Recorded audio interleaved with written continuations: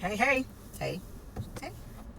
Car Chronicles at 46. So, I've been thinking, y'all, people don't like having hard conversations. Probably it makes you uncomfortable, so they don't want to talk about stuff.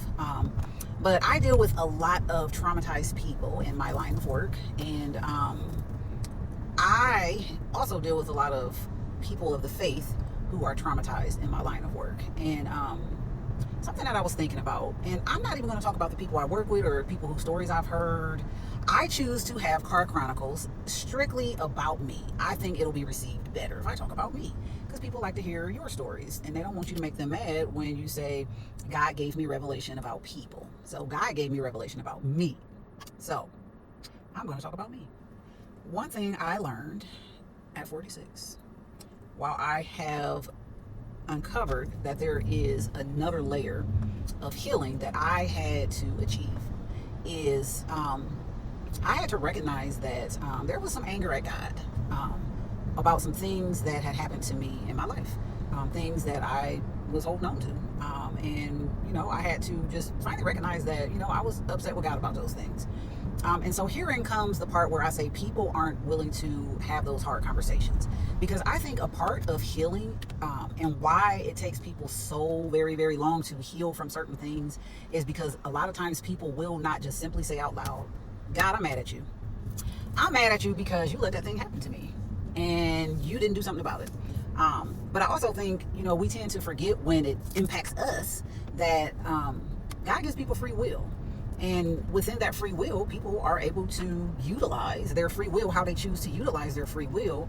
And however they choose to utilize their free will means it may impact us in a negative way. And how is that God's fault? So, yeah. So, talking about healing, talking about holding on to, unforgiveness.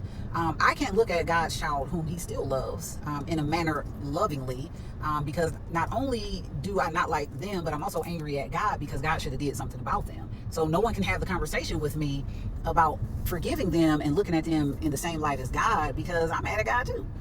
Yeah, that was me too. That was me. Remember, we talked about me today.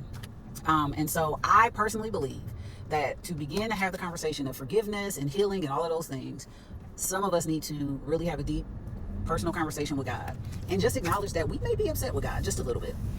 Because until we acknowledge that, how are we going to acknowledge the issues that impacted us when we're mad at God, when we feel like he should have done something about the issues that impacted us, the reason why we aren't healing and we are holding on to unforgiveness? I don't know. I feel like I connected a whole bunch of dots there at 46, and maybe it's just me. Could be just me, but in my head it all made sense in my head. But that's something that God showed me about myself and not know people out there in the world. Just me. But it made sense in my head, and so I had to acknowledge that, and I had to have a very uncomfortable conversation with God, like, oh God. And God had to bink me a little bit and say I needed to lean into him and I needed to trust him.